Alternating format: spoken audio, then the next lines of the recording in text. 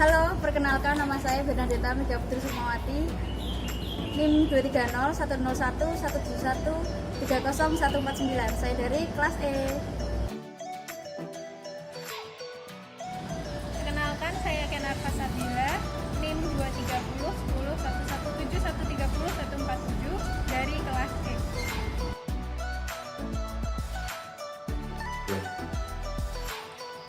Perkenalkan, nama saya Septian Dwi Sulistiono, NIM 230 101 171 30130 dari kelas IRT-E.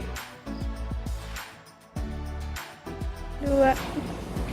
Perkenalkan, nama saya Aiman Utama Raguku, NIM 230 101 191 40 245. Saya dari kelas peternakan E.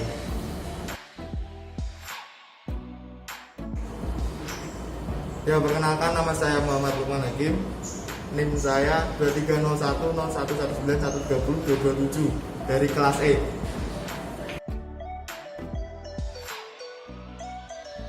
Perkenalkan, saya Kenar Fasabila. Saat ini saya akan menjelaskan materi mengenai acara ketiga, yaitu seleksi ternak dan sinkronisasi birahi. Seleksi ternak merupakan proses cooling ternak untuk mendapatkan ternak dengan kualitas yang terbaik. Seleksi ternak dilakukan untuk sebelum proses IB dan sinkronisasi birahi untuk memperlancar proses IB. Ketika ternak diseleksi, maka akan dipilih ternak yang terbaik sehingga keturunan yang dihasilkan akan menjadi yang terbaik. Lalu selanjutnya ada sinkronisasi birahi. Sinkronisasi birahi merupakan proses pengendalian siklus birahi pada ternak betina sehingga periode birahi pada hewan betina itu menjadi serentak dalam suatu kelompok. Sinkronisasi birahi bisa menggunakan beberapa hormon, yang salah satunya adalah prostaglandin dan progesteron. Tujuan dari praktikum acara ketiga yaitu mengenal dan mengetahui proses seleksi ternak dan sinkronisasi birahi, dan mengetahui cara melakukan seleksi ternak dan sinkronisasi ternak yang baik.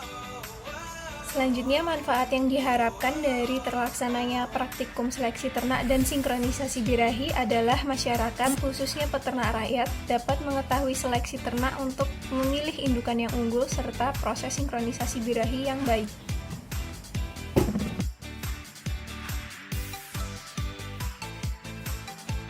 Ini saya akan menjelaskan mengenai seleksi ternak ayam jantan. Nah, pada kali ini saya menggunakan ayam petelur strain Isa Brown. Nah, di sini untuk cara membedakannya untuk pejantan yang unggul itu dilihat dari jenggernya terlebih dahulu. Jenggernya itu lebih mengembang dibandingkan dengan ayam yang lainnya. Terus untuk pialnya juga dia akan berkembang dengan bagus juga. Terus dilihat dari bulunya di sini terlihat sangat bagus dan sedikit bercahaya. Kemudian dari bobot badannya pun jika diangkat itu dia memiliki bobot badan kurang lebih 2 kiloan. Kemudian dilihat dari matanya itu lebih cerah, yang menandakan dia itu tidak terserang penyakit atau dalam keadaan sehat. Kemudian dari ini ya, kakinya juga bagus, kokoh, sehingga menandakan pejantan ayam ini tergolong bagus. Itu. Terima kasih. Ini saya akan menjelaskan mengenai seleksi ternak ayam betina. Pada kali ini saya menggunakan ayam petelur strain Isa Brown. Nah, di sini ada dua contoh betina. Yang satunya ini baik, yang kedua ini tergolong kaling. Nah, untuk cara membedakannya, ayam betina yang unggul itu juga dilihat dari jenggernya, yang mana jengger dari ayam betina unggul itu lebih mengembang dia dan lebih merah. Sedangkan pada ayam betina kaleng itu sedikit lunglai atau tertidur seperti ini. Kemudian dari bobot badannya juga untuk ayam petelur yang unggul itu lebih berat dibandingkan dengan ayam yang kaleng, yang mana ini menandakan bahwa ayam kaleng jarang mengkonsumsi pakannya atau konsumsinya buruk. Kemudian dari kakinya juga lebih kokoh ayam betina unggul daripada ayam betina kaleng, seperti itu. Terus untuk dari reproduksinya dapat dilihat dari sininya atau kloakanya, yang mana di sini jika kloaka ini besar menandakan bahwa ayam ini berproduksi dengan sangat baik. Kemudian dilihat dari Saat ini saya akan menjelaskan mengenai seleksi ternak pada sapi jantan. Nah, di sebelah saya ini sudah ada sapi limosin jantan.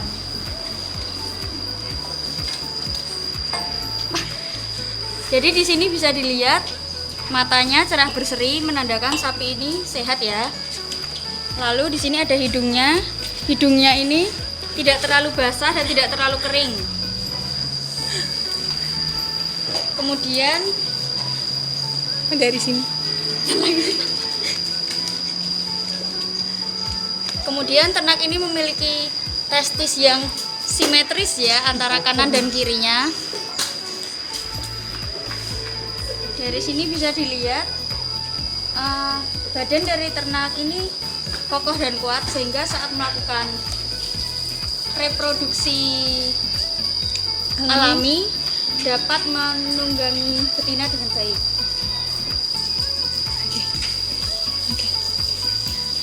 Di sini ada salah satu ternak perah betina yang memiliki ciri yang cukup bagus. Dari matanya ini cerah, menandakan sapinya sehat. Kemudian hidungnya yang lembab, menandakan sapi ini sehat. Kemudian dari proporsi badannya kuat dan kompak, sehingga saat dilakukan perkawinan alami, ternak betina ini dapat menahan beratnya pejantan. Kemudian di sini ada ambingnya. Nah, ambingnya sendiri cukup simetris, walaupun ada yang masuk ke dalam, Tapi masih cukup baik. sehingga masih cukup baik. Dan ukuran dari kambingnya sendiri, ambingnya sendiri cukup, jadi tidak terlalu besar dan tidak terlalu kecil, sehingga dapat memuat produksi susu yang cukup besar. Ya, sekarang saya akan menjelaskan mengenai seleksi ternak kambing jantan. Jadi kambing yang satu ini memiliki mata yang cerah, menandakan dia sehat. Tubuhnya juga proporsional dan memiliki kaki yang kuat. Testisnya juga simetris. Menandakan ini adalah ternak jantan yang baik. Ya, kali ini saya akan menjelaskan mengenai seleksi ternak kambing betina. Bisa dilihat sana. Ya, kambing betina yang baik memiliki mata yang cerah, menandakan bahwa dia sehat. Tubuhnya proporsional dan memiliki kaki belakang yang kuat yang difungsikan untuk menopang bobot dari pejantan. Ambingnya simetris.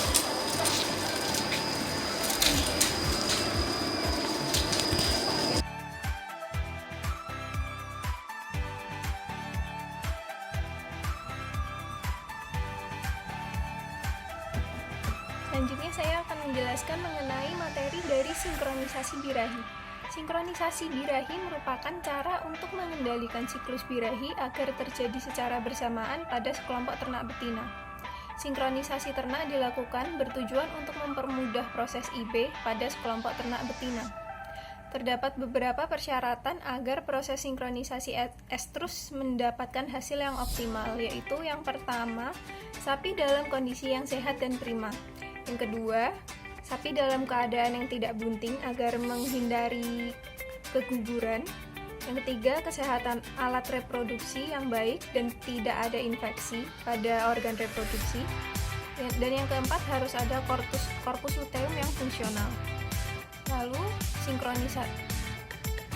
sinkronisasi birahi dapat dilakukan dengan menggunakan hormon prostaglandin maupun progesteron.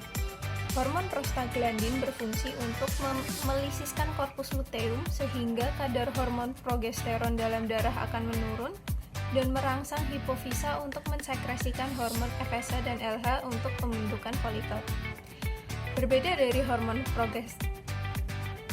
dari hormon prostaglandin, hormon progesteron berfungsi untuk menjaga agar korpus luteum tidak lisis.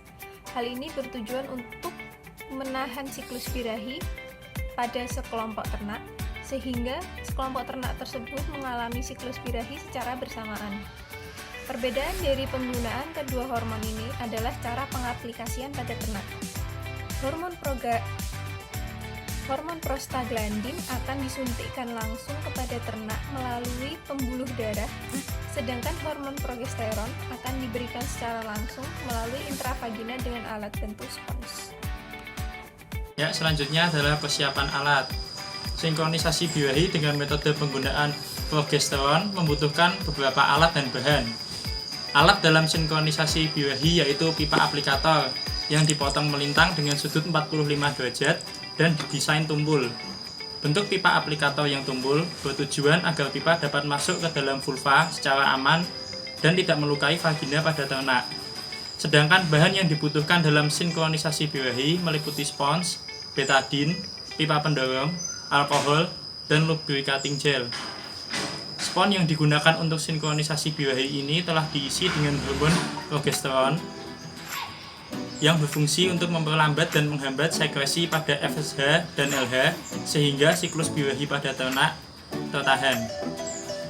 Kemudian, betadin berfungsi sebagai antiseptik jika terjadi luka pada organ reproduksi betina. Betadin biasanya dioleskan pada spons. Lalu, pipa pendorong berfungsi sebagai pendorong spons ketika spons akan dimasukkan ke organ reproduksi betina. Sedangkan alkohol berfungsi untuk mensterilkan alat dalam sinkronisasi birahi, yaitu pipa aplikator. Kemudian bahan terakhir yaitu lubricating gel berfungsi sebagai pelicin, sehingga pipa aplikator mudah masuk ke dalam organ reproduksi betina. Ya, kemudian ada tahapan dalam sinkronisasi. Penggunaan spons progesteron secara intravagina dilakukan dengan bantuan aplikator berupa silinder yang terbuat dari bahan pipa. Aplikator spons progesteron dipotong melintang dengan sudut 45 derajat untuk membantu memasukkan spons progesteron ke dalam saluran vagina. Cara penggunaannya dilakukan dengan dibersihkan dengan cairan desinfektan berupa alkohol. Aplikator yang telah dibersihkan dengan alkohol kemudian dibasahi dengan cairan lubricating gel dan betadin untuk antiseptik. Kemudian langkah selanjutnya adalah membersihkan vulva menggunakan alkohol dan dilanjutkan dengan memasukkan spons progesteron ke dalam pipa aplikator. Spons progesteron yang telah siap pakai secara perlahan dimasukkan dengan hati-hati ke dalam saluran vagina. Kemudian pipa aplikator dimasukkan hingga ke ujung mulut serviks. Spons progesteron didorong menggunakan stik pipa yang berdiameter kecil hingga spons progesteron berada di ujung mulut serviks. Tahapan selanjutnya adalah menarik aplikator dan stik secara perlahan sehingga spons progesteron berhasil masuk dan berada di ujung serviks dalam saluran vagina. Pemasangan spons vagina dilakukan selama 14 hari dan selanjutnya dilakukan pelepasan spons vagina secara bersamaan sehingga birahi bisa terjadi bersamaan. Pelepasan spons pada hari ke-14 akan menyebabkan menurunnya kadar progesteron secara drastis. Secara fisiologis, jika terjadi penurunan maka hormon estrogen akan segera naik menuju keseimbangan. Naiknya kadar estrogen ini diikuti dengan perkembangan follicle stimulating hormone atau FSH sehingga terjadilah aktivitas perkembangan folikel dalam ovarium. Peningkatan folikel ovarium hingga tahap folikel the graft mengakibatkan terjadinya tanda-tanda estrus pada vagina. Perubahan tersebut terjadi pada area vagina sebagai proses alami persiapan proses perkawinan. Perubahan tersebut antara lain pembengkakan pada vagina warna kemerahan dan munculnya lendir serviks yang bening.